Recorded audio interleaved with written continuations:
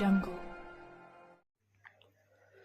मिरजमध्ये बेकायदेशीर गोवंश कत्तल उघड, 4 आरोपीवर कारवाई, 37 जनावरांची सुटका, रुपये 5,30,000चा मुद्देमाल जप्त. मिरज दिनांक 10 जून 2020 मिरज शहरातील मोमीन गल्ली बोकड चौक परिसरात बेकायदेशीरपणे गोवंश जनावरांची कत्तल करणाऱ्या 4 जणांवर मिरज शहर पोलिसांनी बुधवारी धडक कारवाई करत त्यांना ताब्यात घेतले. या कारवाईत तब्बल 37 जनावरांची सुटका करण्यात आली.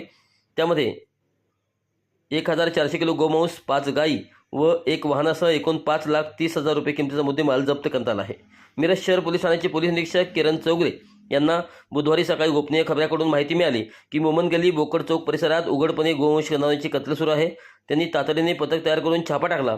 छापेमारीत पोलिसांना मोठ्या प्रमाणात गोमांस, जिवंत गायी, वासरे, म्हशींची बछडे तसेच गोमांसाने भरलेले वाहन हाती लागले.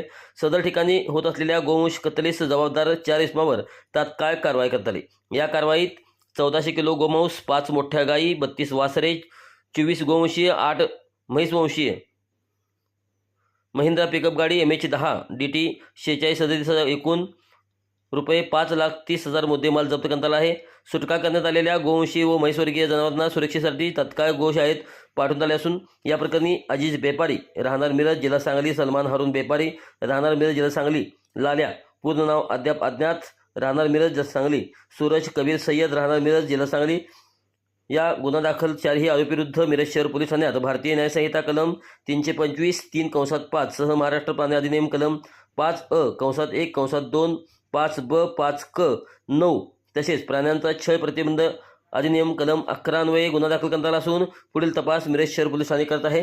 सदरची कारवाई माननीय पोलीस अधीक्षक श्री तुषार जोशी, अप्पर पोलीस अधीक्षक श्रीमती कल्पना बारवकर आणि उपविभागीय पोलीस अधिकारी श्री प्रनिल गिल्डा यांच्या मार्गदर्शनाखाली पोलीस निरीक्षक श्री किरण चौगुले यांच्या नेतृत्वाखाली सहाय्यक पोलीस निरीक्षक दत्तात्रय पुजारी, भैरवनाथ पाटील, उपनिरीक्षक विनायक मसाळे, उपनिरीक्षक प्रकाश निकम, निलेश कदम, धुमाळ, गव्हाणे, लोंढे, नदाब, लक्ष्मण कौजलगी, वाघमारे, गजानन बिराजदार, सचिन संधी, संतोष पाटील, स्वप्नील नायकोडे, दीपक परीट, श्रीकांत केंगार या पथकांनी ही कारवाई यशस्वीपणे पार पाडली. दरम्यान शिवप्रतिष्ठान हिंदुस्थानच्या गोरक्षा समितीने या कारवाईचे स्वागत केले असून आरोपीवर संघटित गुन्हेगारी कायद्याअंतर्गत MCOCA गुन्हे दाखल करण्याची मागणी केली आहे. Okay sir. मी Pranil Gilda, sub divisional police officer Miraj विभाग.